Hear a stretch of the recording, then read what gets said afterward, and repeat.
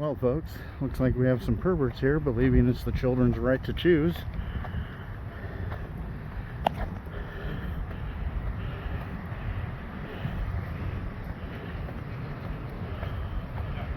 That's right.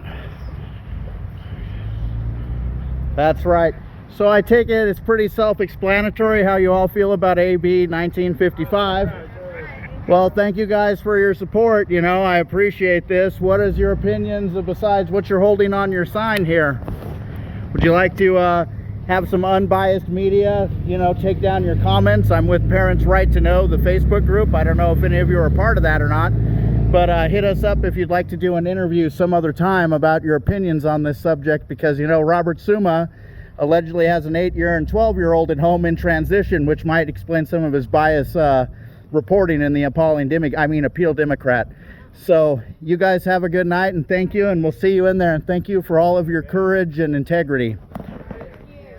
School board candidate Stefan Freer. We got Andy, Johanna, Marysville Council candidate. Well, not bad. Oh! All right, folks, I gotta go.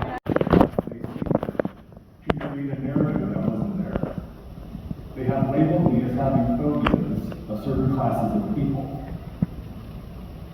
I fear only God. I am called to love all people, just as I am called to stand for truth. I have a heart for our youth and families, which is why I'm speaking out. Thankfully, it seems that many of the readers of those articles have been able to see through the false narratives and have rallied to my defense. So again, I thank you all. No resignation will come from me.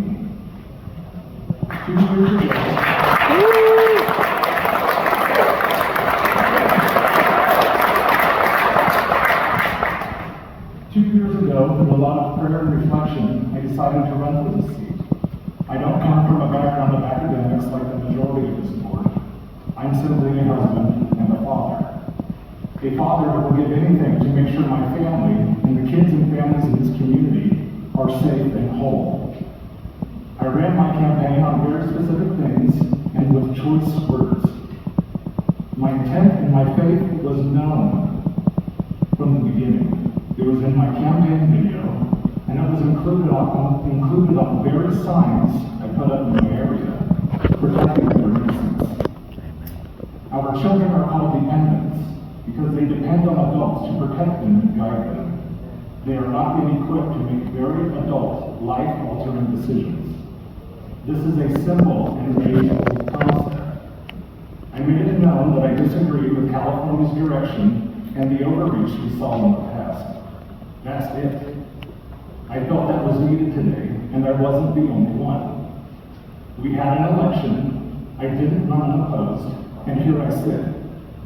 The community I represent agreed with what I had to say, and the community duly elected me because of what I stood for. Last month I stood up my convictions, I always will, because I owe it to the families of the community I represent and those that share those convictions. Some may hate me, and some will defame me. That's okay. I'm not here to simply please everyone, or passively do what is recommended, because it's easier, safer, or politically correct.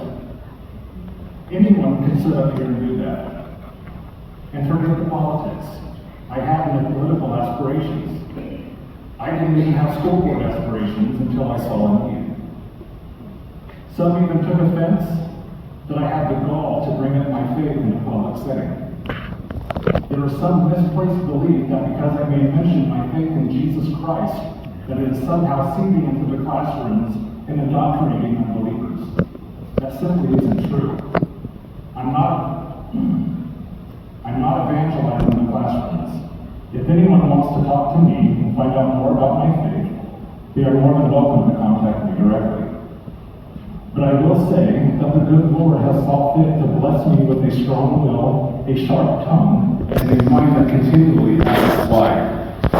And as long as we have this thing in our country called the First Amendment, even as it may be hanging by a thread, I'll stand on it. A couple of weeks ago, I had a good talk with Angela from Utah, I respect where she's coming from, and I'm thankful for that talk. I let her know my fight is not with her, it's not with MUTA, and it's not with the teachers that disagree with me. My fight isn't even solely with 1955. It's when 1955 works in conjunction with other recently passed laws that has the potential to literally rip families apart.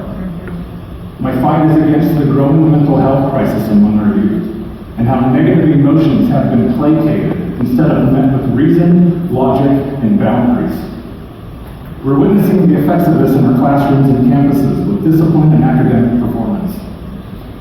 The whole family needs support when dealing with struggles such as these. Keeping secrets from parents should never be the answer. Let's let kids just be kids and give them the chance to grow and mature with our guidance and support. And with the support of their parents, and save the adult decisions for when they are equipped and capable of making them. Again, I'll reiterate, my fight is not with anyone in this room, but California has made a royal mess of our schools, and I don't care which side of the room you sit on. If it's that side, or this side, or which tabloid you write for. I will not be pacified if I'm calling it out. Thank you. Parents. This past September 23, federal court in California found preliminarily that a policy preventing gender identity disclosure to parents violated both parents' rights to raise their children and the teacher's rights to share truthful information with parents. We'll hope that more educators will use their First Amendment rights to let parents know when there's an issue. So as mandated reporters, both teachers and administrators and even board members now have their hands tied by the state. As a current administrator, I built strong, trusting, vital relationships with all my parents and students through consistent communication. This relationship builds parent-student school partnership with trust, direction, and information to make better decisions for all. In the end, there is hope that this law will not stand. Parents have a fundamental right to raise their children, and the state cannot withhold critical information from their absent clear evidence that the information will place the child in any danger of abuse. Parents have a right under federal law, which is FERPA, to access their children's educational records. And this law not only attempts to hide information from parents, but encourages school personnel to lie. So much for building credibility of parents, teachers, and community stakeholders. I stand up for parental rights and advocate for local control. I will also share with you tonight that I'm also a parent of an LGBTQ student. With this in mind, I cannot support AB 1955 as written. Thank you.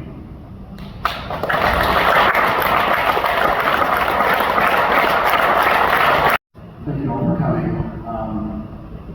One of the problems that I find about being last in public comments is that everybody says what I pretty much was going to say, so I'm not going to take up any more of your time. You are a great man, sir. Thank you for your service. I want to find you more and more as I get to know you. We have a lot of talks. We ran for the same reasons. I'm also a dad. Thank you. We don't have to jump to it, but it says that expect for 23-24 the electricity from solar is 64%.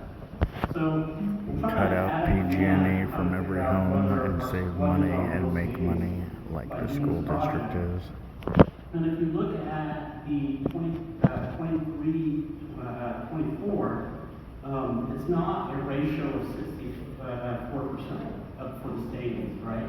So if we're offsetting, if our electricity usage from solar is being offset by 46%, I would expect that we would have 64%. I would expect that we would have 64% of savings for that same year. And we don't have that for the 24-25 year bar graph there. And so what explains the difference? Even with the installation of the solar sites, you still do have to pay some for the solar electricity because the solar is producing in the middle of the day, and usage is all throughout the day, and there's service fees and things like that. So you're not going to see an exact match of the percentage online, and then the PG&E bill go down exactly that amount. But we can see that the savings for 23-24 match up with about 70% of what is projected when all of the sites were online. And that was supposed to be about 1.4 million. So we're projecting that when all the solar sites are online, that. So here's my take, folks. It's a good thing we got the PhD guy on the board to basically show the people we're paying however many hundreds of $1,000s a year to use statistical trickery to prolong the energy independence away from PG&E and make it look like we're making money and saving money when we're not. It looks like the board and the superintendent were content to run the shit show so long on presentations that were boring and justification of spending money when the facts are our grade scores suck. The fact that we barely send any people to college after they graduate MJUSD tells us everything. And they wanted to run a packed house of parents with concerns out of time, basically, where they had to go home and take their kid to this or pick them up from that or whatever. And it's time to make sure we're voting in board of trustee members that are going to shit can this superintendent that roughly half of the homes I knocked on doors of during the primary had concerns about, including transplants from the Bay Area who, quote, thought they moved up here to get away from this shit. Make sure we're voting for the right board of trustees. Pay attention to social media. I'll highlight it there. God bless us all and God help us all. What a fucking piece of shit pervert. To talk to their parents and have sat many times with parents and students to discuss these difficult topics. My job is to meet my students where they are. I'm going to show you the face of the pervert, ladies and gentlemen. Environment for them to focus on learning. My goal is to help them become well-adjusted adult members of our communities. The teachers and support staff of our schools do not do these jobs for the high paychecks or fame. We do this because we care about the students in our community and we want to make a difference. Last month, a group of students approached me wanting to know if I had seen the board meeting or heard Sept transphobic rant. I could only sit in shock and silence as I watched your tirade, sir. There are no words of comfort that I could share with them. I could not explain why the hate that so many children face in the outside world that's steeped into our school's district, shared loud and clear by a board member who claims to have their best interests in mind. While I appreciate that some on the board spoke out to say that your views were personal and do not represent MJUSD or the Board of Trustees, by you saying these words from your seat at the MJUSD board meeting, they are no longer your personal views. I do not feel that the light reprimand was enough. You should step down or be removed from the board. As a board member, your own beliefs and values should not be your top priority. Your job is to ensure that every student in our district has the best opportunity to grow, learn, and find themselves. As a fellow Christian, I would love Started recording when this lady said often the children get ridiculed by the parents, and why even tell them? This is the enemy of the parents. This is the one who call for resignation. Questions regarding suicide prevention and retaining students. This is what indoctrination looks like. Making sure attendance is high, making scores go up. Not outing students is suicide prevention. Not outing students is attendance retention. Not outing students and keeping that safe space is what keeps kids learning, growing, and able to achieve higher grades and learn and grow. There's a lot of things that have been said about AB 1955, and I just want to bring attention to a few of them. AB 1955 is simply stating that staff do not have to out students. Staff will support students. That's all that they're saying. They will not be required to be outing students. For people who are saying that parents don't have rights, there is AB 1955, Section 2, Part D, E, J, and K all reference and recognize the importance of creating positive scenarios for parental and guardian involvement with LGBT students. That's addressed right in the bill. All of the Section 3 Also encourages guidance for staff to create a positive interaction with the parents and guardians and include providing support and resources as well to parents and guardians as they need it themselves. That is in the bill. Studies confirm that LGBT youth thrive when they can feel safe and share their full identities with their parents in their own way. Outing students is not the way. Put your kid in a charter school. Put your kid in private school and homeschool your kid. And we run a They mandate hotline. I crazy received shit during the over pandemic for your children. This is another crazy liberal agenda to support big pharmaceutical. Because once you get on those puberty blockers and those anti-rejection drugs and all that other shit, you don't stop. I've had kids call about being kicked out of school or kicked out of their homes, 2 o'clock in the morning. MJUSD has no resources for that. What do I do with kids who call me and say that they've been beaten and bruised because they were outed? I have a kid who had a concussion. I have a kid who had their jaw misaligned because in this school district because they were outed to their parents. What do I do? Report the abuse like you would any other child abuse as a responsible reporter.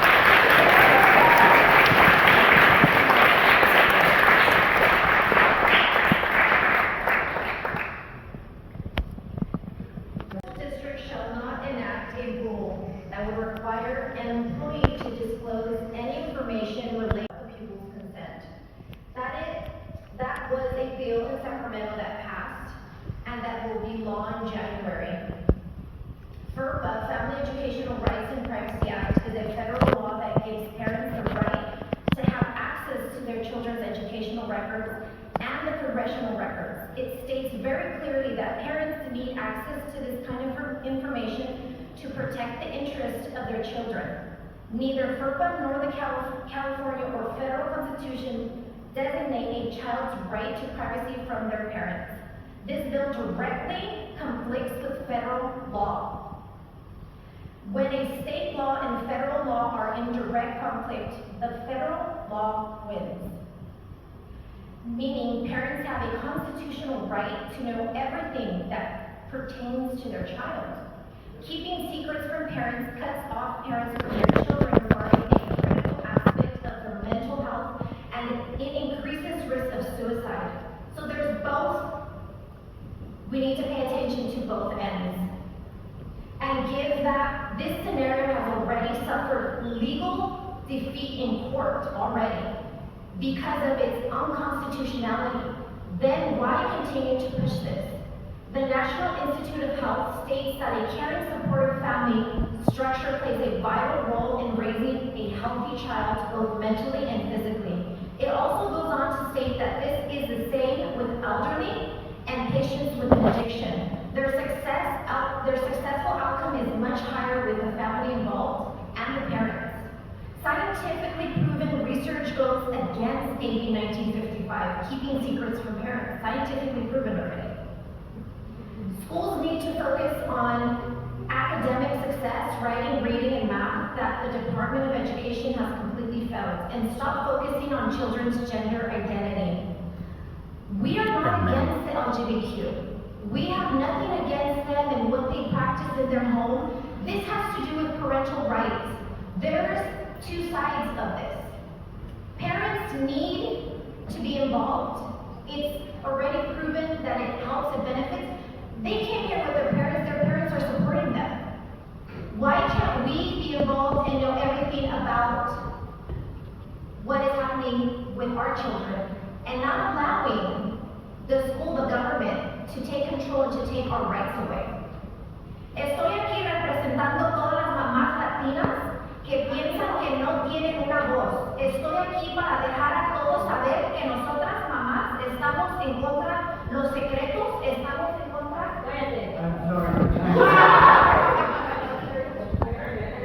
Too bad they didn't do that for the presentation.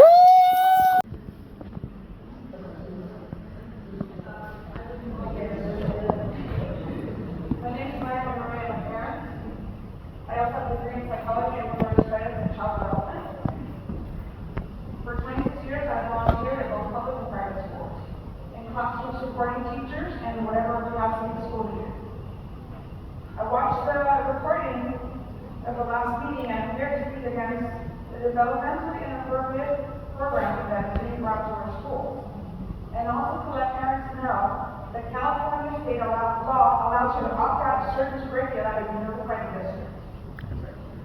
Our school system is twisted and being weaponized against parents.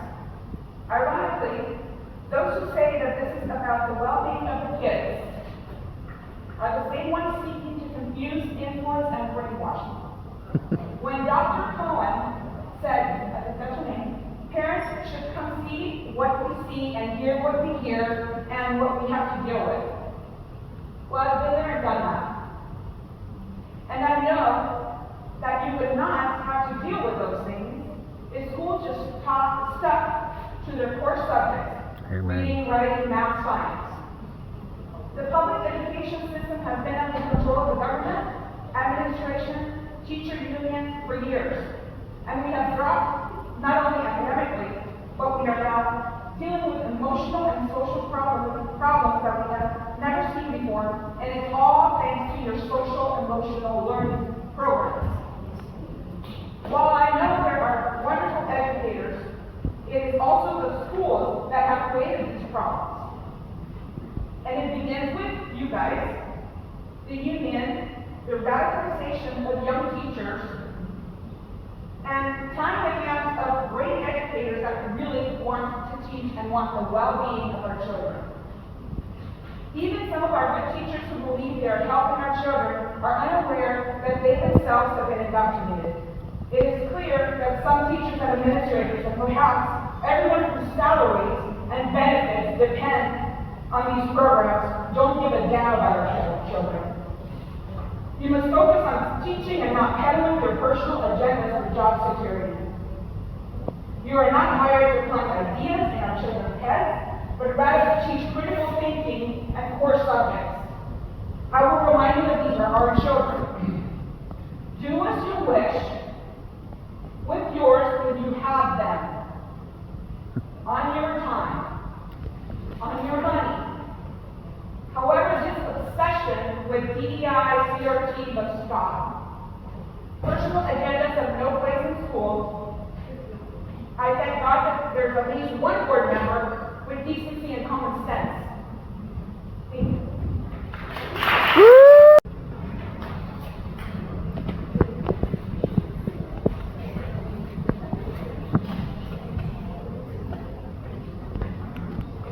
So a little change of topic here. Joanna Lasaga. Good evening, Mr. Davis, board, and fellow parents. I come here tonight in support of Mr. Stephen as well as to question Mr. Davis's actions at last month's meeting. I am appalled, as should everyone be, at the actions of Mr. Davis. The unprofessionalism of how you run a meeting is embarrassing, to say the least. To allow people in the audience to yell, heckle audience members, as well as to have a cowbell run, is absurd. It is embarrassing that this is how you choose to run your meeting. There is a well-recognized book of rules that teaches an individual or a body how to run a professional meeting. It's called Robert's Rules of Order. I highly suggest that you purchase one out of your own pockets. While I understand that a person may not always agree with what is being said, there is never a time for an audience member to yell and scream at the board and other members of the audience. There is a time for the board to ask a member of the audience to not have an outburst. The board can give a warning before an actual removal. The board has the right to remove anyone from the audience for making such outbursts and causing such chaos. I've spoken to several of you before regarding the heckling and jeering that happens in the audience, and that needs to stop. One would assume that the board itself would want as many parents as possible to attend the meetings and to be engaged. I find it quite the opposite. Even though I no longer have children in the district, I do find it my responsibility to attend the meetings to hold boards accountable for their actions. As to the other board members, if you should find that the president of the board is not able to be strong enough to control their meeting in a professional manner, then you do have the ability to remove them. They can be removed as a president and still serve on the board. Members of the board should be encouraging President Davis to stand strong and to not allow such explosive behavior. The board also needs to remember that Dr. Israni works for them. The board does not work for her.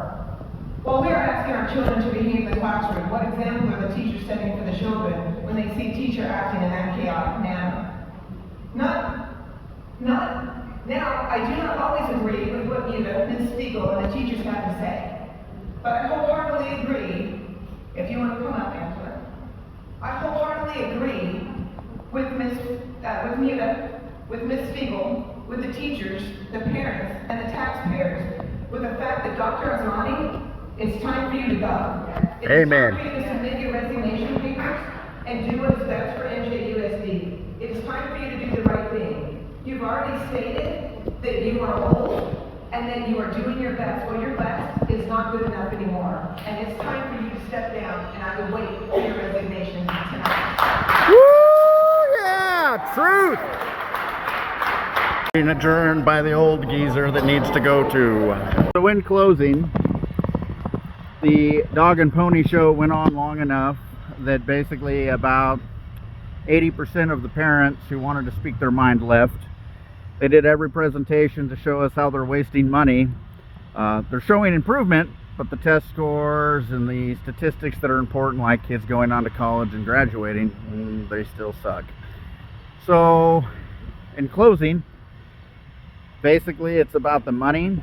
I don't know if Big Pharma is tied to funding somehow, but it seems like putting kids on puberty blockers, anti-rejection drugs, and hormone replacement therapies, etc., might be quite profitable for them and should be considered, and maybe why this is being moved forward in such a direction, when my own personal experience walking homes during the elections, probably half or a little bit more than half of the parents do not want this kind of foolishness in their schools, including the Bay Area transplants, when it comes to this phenomenon. You need to vote, people. You need to take part. Oligarchies like this school board, besides the one, and a couple of other light supporters after they got haggled and harangued by angry parents, came to, his side. Basically, you still need to keep fighting, because what these morons do with our children today is the future of tomorrow. They've done class-based education, all kinds of crazy experimenting. I guess I should just be fortunate as the class of 2000 to have Dr. Stephen Covey. You put your mind to it, you can do anything. Indoctrination.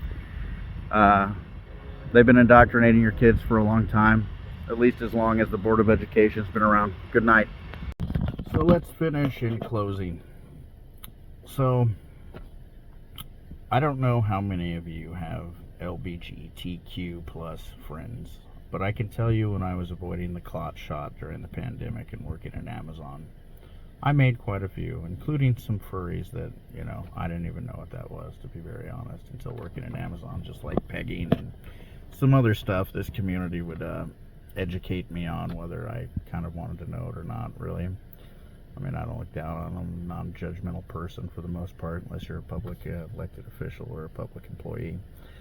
But they were educating me on members of their community who got transitioned by their parents in the late 90s and early 2000s, who were basically my age or a little bit younger.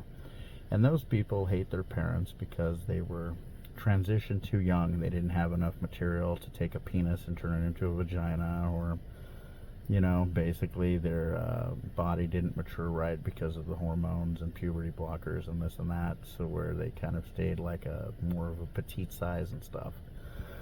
And they also informed me that there was a lot of community members, including several of them, and organizations of gays, lesbians, and others that are against this and consider it grooming, including the furry community, which doesn't want to be considered part of that community. Anyway, I'm rambling on because I'm tired, because that school board meeting ran forever to weed out as many people with common sense and parents with concerns as possible.